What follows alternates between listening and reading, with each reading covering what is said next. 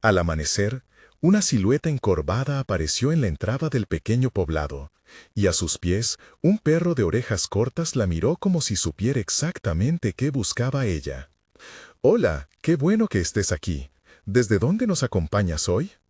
Si te conmueven las historias de segundas oportunidades, deja tu like y suscríbete, porque lo que vas a escuchar hoy es una de esas vueltas de la vida que no se olvidan. Doña Ana Lucía, 78 años, vivía sola en una casita de adobe al borde del camino que llevaba al mercado. El humo de la cocina flotaba perezoso por la mañana. El sonido de la radio vieja filtraba tangos lejanos. La madera de la silla crujía con cada gesto de sus manos arrugadas, y sobre la mesa había cartas dobladas que olían a polvo y tinta vieja. La soledad pesaba en la casa como un telón, y la promesa que rompía esa quietud aquel día era tan sencilla y extraña como un perro que no pedía nada más que compañía. Quédate hasta el final porque esta historia te tocará el corazón y te hará pensar en los gestos que cambian destinos. Las mañanas de Ana Lucía eran una sinfonía de pequeños ritos. Se levantaba cuando la luz apenas pintaba de naranja la cortina. Encendía el fogón con fósforos que raspaban, con un sonido seco. Olía el café recién colado que llenaba la cocina con aroma amargo y cálido. Repasaba cartas amarillas con la punta de los dedos y miraba por la ventana el camino polvoriento donde crecía la hierba. Sus manos guardaban la memoria de años, la marca de una alianza apretada, la cicatriz de una caída, las uñas manchas de trabajo y de cosecha. Cada objeto en la casa era una reliquia de lo que el tiempo dejó atrás.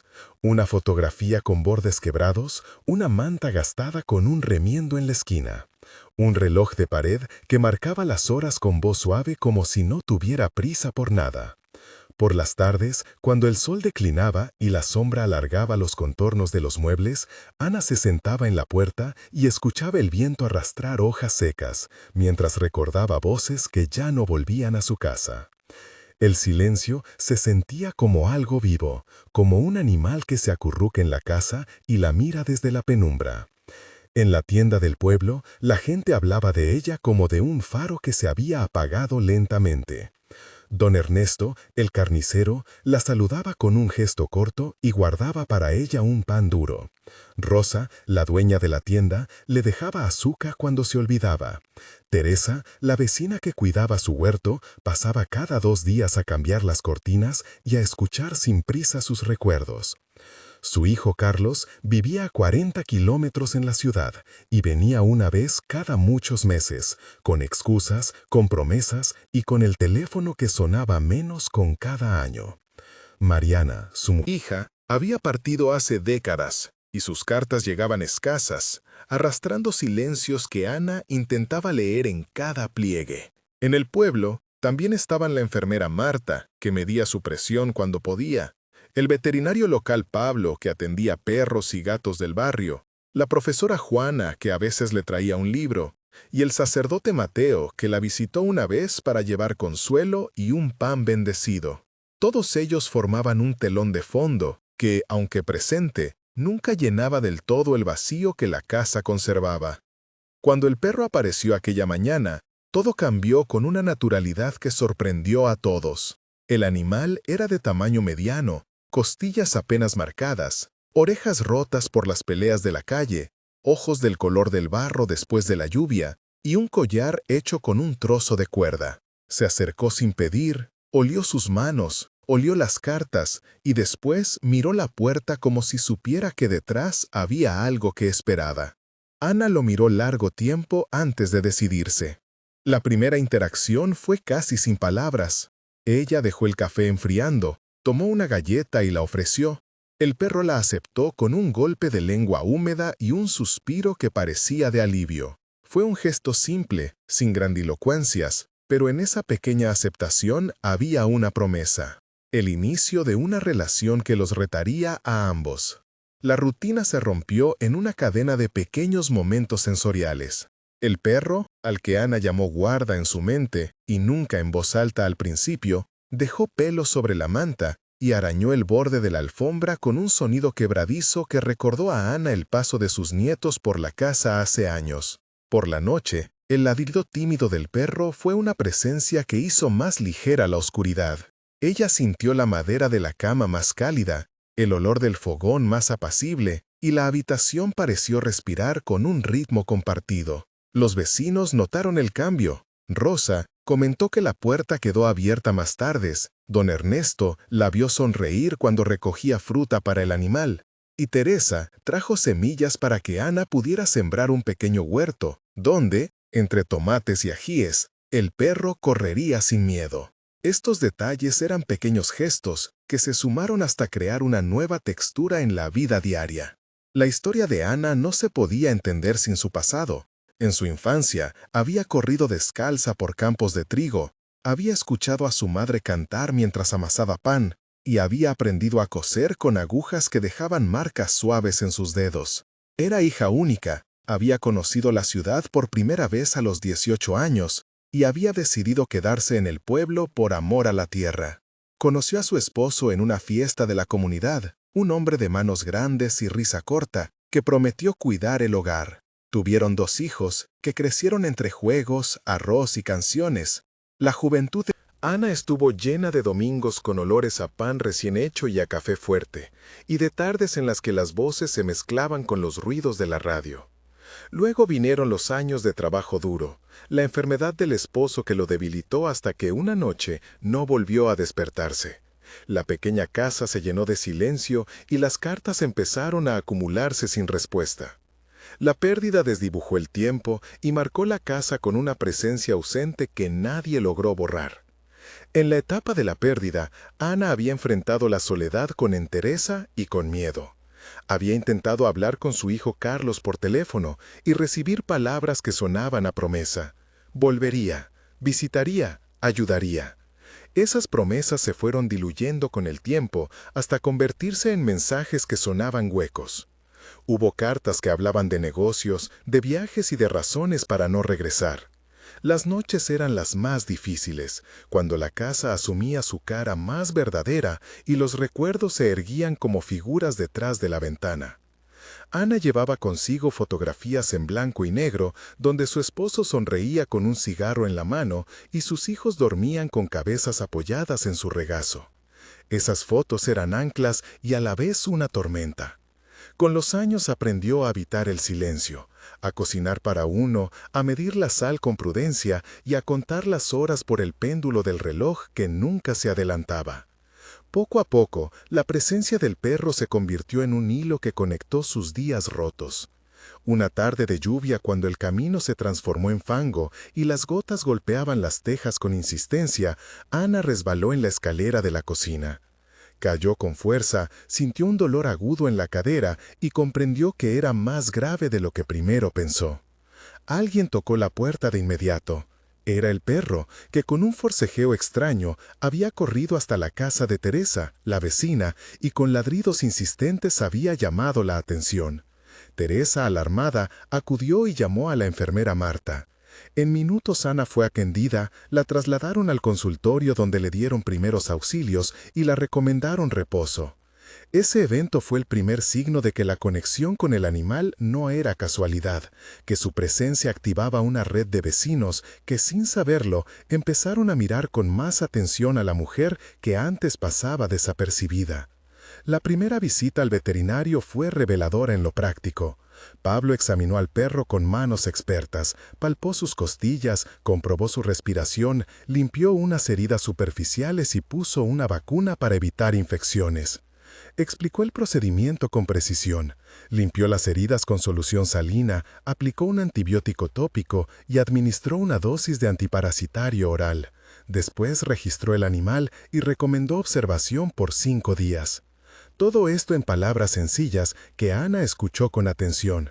La descripción del proceso técnico sonó a música de esperanza porque decía que era posible sanar. El cuidado del perro fue un acto médico y humano a la vez, y Pablo se comprometió a revisar la evolución y a ayudar si era necesario. Esa atención transformó la relación entre la comunidad y el animal en una red de cuidado practicado con cariño y ciencia. Los primeros paseos fueron un aprendizaje para ambos. Ana descubrió la sensación de caminar acompañada. La brisa en la cara, que antes era solo un rumor, pasó a ser un mensaje. El olor de la tierra después de la lluvia le recordó días de infancia. El sonido de las botas en la grava era un compás que marcaba un regreso a la vida. En un recorrido por el campo tuvieron pequeñas pruebas. Un charco profundo que el perro evitó con un salto calculado, una rama que crujió y asustó al animal, una valla que Ana necesitaría sortear sosteniéndose del brazo de una mano invisible, hecha de coraje y compañía. En esos paseos vino un diálogo silencioso entre ambos, un entendimiento que no necesitaba palabras. La comunidad fue observando. Juana, la profesora, comenzó a llevar libros y a leerles a ambos en voz alta. Marta, la enfermera, aconsejó ejercicios suaves para la cadera de Ana. Carlos recibió fotos en el móvil de su madre sonriendo junto al perro, y por primera vez respondió con un mensaje diferente, un emoticono de sorpresa y un breve hola que rompió el patrón habitual. La tensión grande llegó cuando un documento antiguo apareció entre las cartas que Ana juraba haber perdido.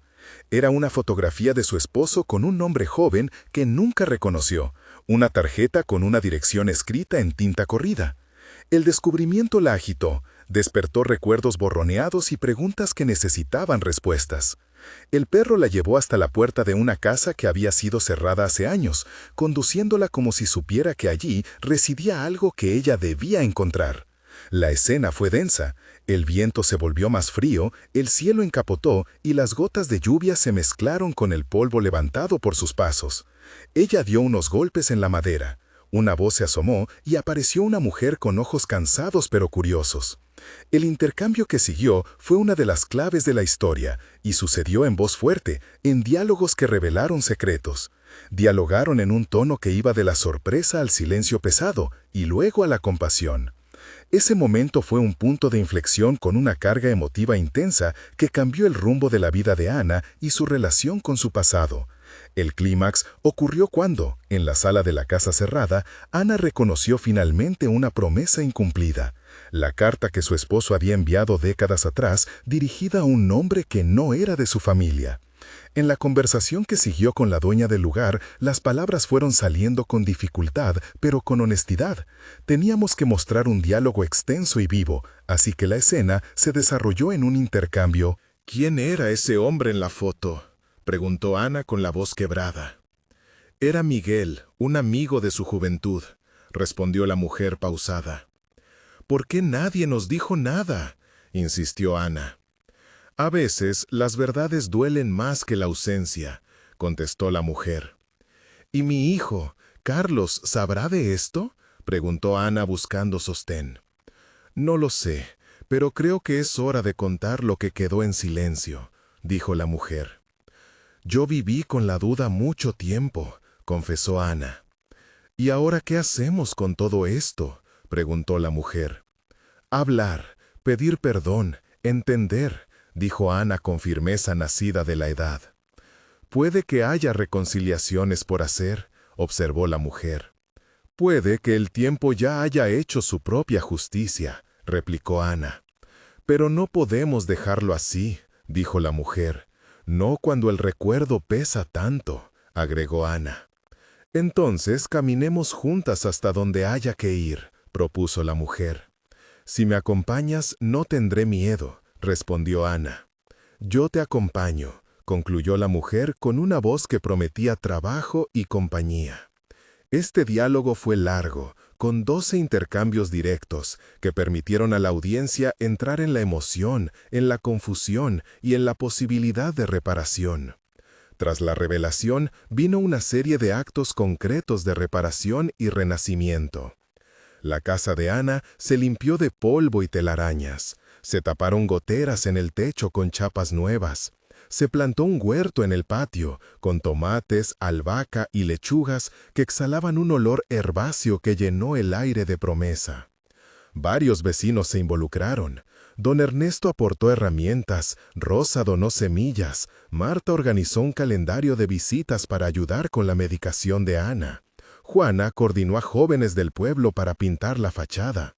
Pablo se encargó de la desparasitación de todos los perros del sector, y hasta el sacerdote Mateo ofreció ayuda para contactar a familiares lejanos sin presionar la intimidad.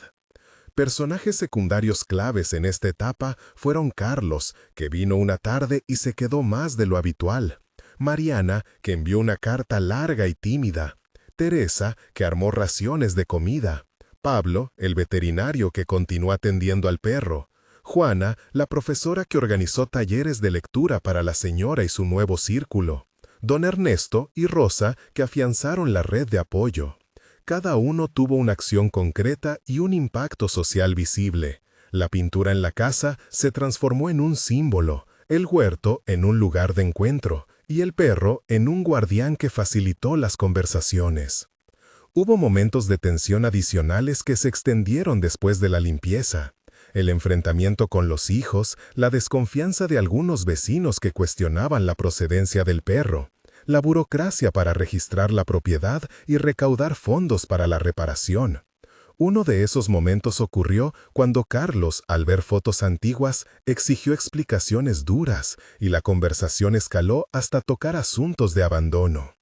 La tensión se sintió como una tormenta de verano, truenos en la voz, viento en los recuerdos y lluvia de reproches. Durante ese episodio, Ana mantuvo la calma y con voz firme y pausada explicó su verdad.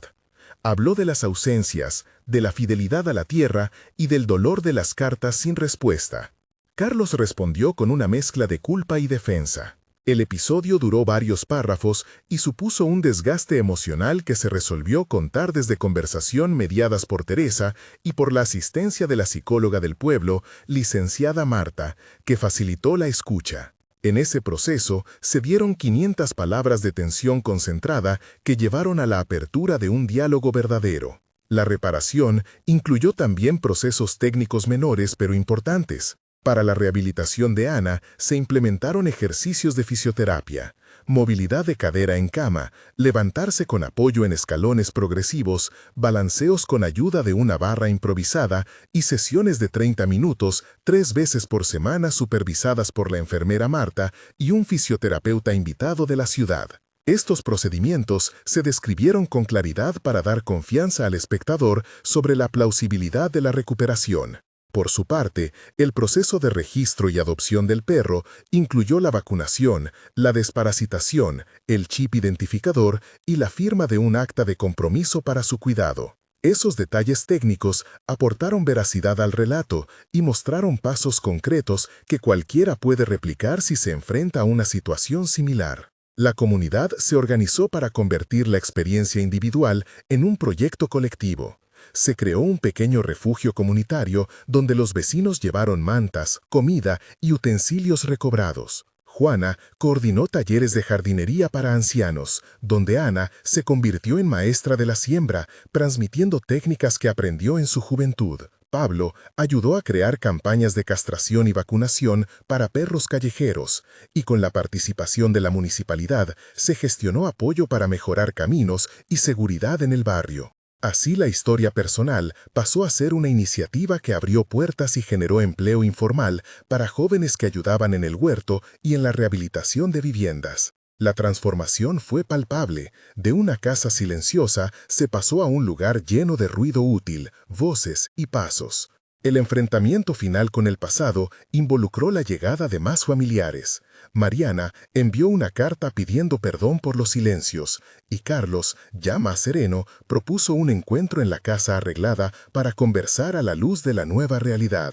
El diálogo con los hijos fue tenso al inicio, con reproches, preguntas y confesiones, pero se fue amoldando hacia la escucha. Ana pidió perdón por no haber sabido pedir ayuda, por haberse encerrado en su pena y por las palabras que dejó sin decir. Los hijos ofrecieron explicaciones y promesas que se fueron materializando en visitas más frecuentes y en pequeñas contribuciones al proyecto del huerto y del refugio. El proceso de reconciliación no fue inmediato, pero sí sincero, y dejó una nueva estructura de confianza que permitió a la familia recomponer los hilos sueltos de años.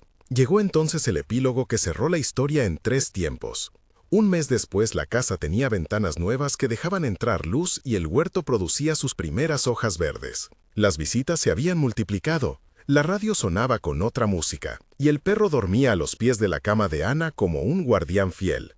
Ana caminaba con mayor seguridad gracias a los ejercicios, y su sonrisa se volvió más frecuente. La comunidad celebró con una pequeña merienda donde se compartieron panes y tazas de café. Se cantó y se plantó un árbol como símbolo de la nueva etapa. Al mes, se veía una trama limitada de salud y compañía tener raíces claras. 3 meses después, el refugio comunitario estaba formalizado, con voluntarios rotando turnos y el huerto abastecía a varias familias. Carlos y Mariana se involucraban en proyectos concretos, acompañando a Ana en tareas y encuentros. La relación entre madre e hijos había encontrado pautas nuevas de comunicación y de presencia. Ana participaba en los talleres de lectura de Juana, donde contaba historias de su infancia a niños y adolescentes que escuchaban asombrados. El perro, ya con nombre registrado Guarda, era un símbolo local y muchos vecinos dejaban comida y juegos para él. La vida se había reorganizado en torno a otras prioridades, y la esperanza se traducía en gestos sostenidos. 6 meses después, la casa era un centro de actividad. El huerto permitía ventas en el mercado local, y parte de las ganancias se destinaban al refugio. Se habían establecido jornadas de salud para ancianos, con médicos y fisioterapeutas que acudían una vez por semana. El proyecto se convirtió en un caso de éxito, que movió al ayuntamiento a replicar la iniciativa en otras comunidades cercanas. Ana acudía a encuentros donde contaba su experiencia con voz serena y ojos húmedos de emoción. En una de esas jornadas fue reconocida por su comunidad con una placa simbólica colocada en el jardín que decía, «Guardián de segundas oportunidades». El perro acompañó la ceremonia, recibiendo caricias y un cuenco nuevo que relucía bajo el sol. La muerte como cierre no se presentó en la historia como un final oscuro, sino como un recordatorio de que cada vida deja huellas. Cuando la gente preguntaba por la lección aprendida, Ana respondía que la vida volvió a sonreír porque alguien se atrevió a mirar y a actuar. Al final, la transformación que nació de una mirada entre una madre y un perro callejero fue mucho más que una anécdota. Fue la activación de una red de afectos y responsabilidades que permitió que el abandono se transformara en cuidado, que el silencio se llenara de voces y que las manos de muchos trabajaran para reconstruir lo quebrado. Si esta historia te conmovió, deja un comentario con la palabra esperanza y cuéntanos cuál fue ese pequeño gesto que cambió algo en tu vida. Suscríbete para que más relatos así lleguen a quien los necesita. Recuerda que no hace falta esperar. Un gran milagro para cambiar un destino, a veces basta con abrir la puerta a quien llama, ofrecer un poco de comida, escuchar una historia o regalar tiempo. La vida muchas veces se presenta en forma de 4 patas y mirada fiel. Solo hace falta tener la valentía de responder.